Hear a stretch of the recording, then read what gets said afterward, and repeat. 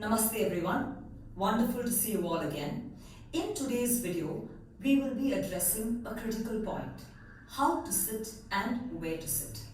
As you know, there are several categories of poses, several categories of asanas: standing, sitting, forward extensions, back extensions, inversions, restorative poses, etc.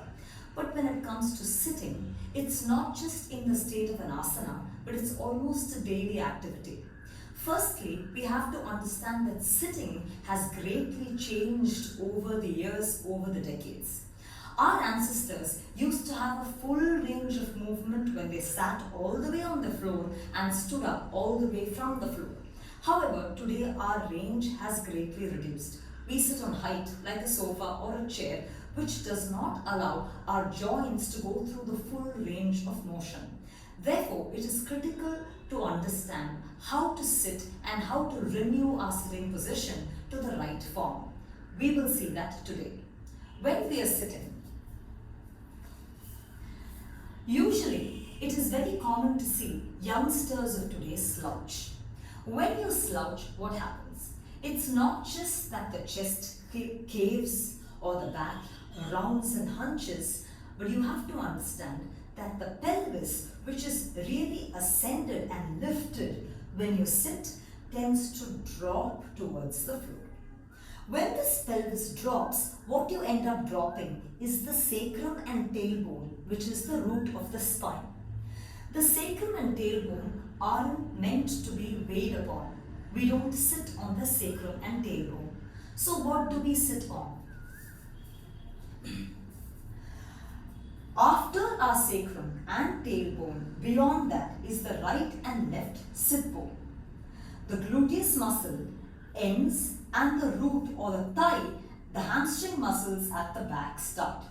But dividing or resting between the gluteus muscle and the back thigh is this bifurcating division, which in Iyengar yoga we call the crease of the buttock. When we sit down in any sitting pose, I am showing it to you in Swastikasana. It is very important that we immediately locate this crease of the buttock. To do so, we try to keep our pelvis lifted. Our pelvis should not drop to the floor because it uses the tailbone to sit on, which should not happen. So we try to keep our pelvis lifted. Keeping our pelvis lifted, you slightly tilt your weight towards the left side, loading the left buttock.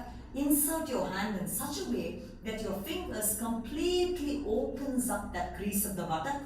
Keeping the crease of the buttock open, we sit back in such a way that we distribute weight on the right buttock. Feel the right sit bone or ischium. And that is the key point. You will have to release the crease of the buttock.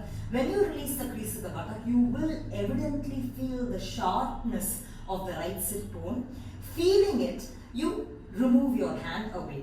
What this does is it spreads the gluteus in such a manner that the sacrum and tailbone are not choked by the gluteus and directs you to feel the sharpness of the sit bone.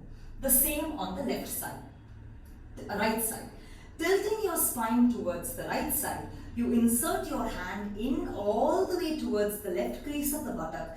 Release the left crease of the buttock into out, and then start feeling the sharpness of the left ischium, and then release your hand. So on the right side, on the left side, the gluteus moves away, spreads, and therefore releases the sacrum. Now, after that is done, when you sit, the sacrum must be ascended straight up. The sacrum, which has a tendency to drop when you slouch, has to be lifted straight up, for which this pelvic girdle needs to be lifted up.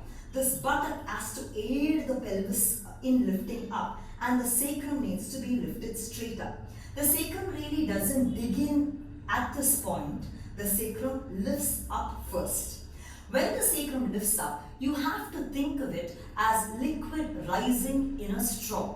When we use a straw to drink, you know that the liquid rises through the straw. Like that, the spinal energy really lives through the structure of the sacrum tailbone, which is the root of the spine. So the root of the spine should not be dropped to sit on, and it should ascend. When that happens properly, you're able to use the sit bone to sit on, which is the origin of sitting, more in the next video.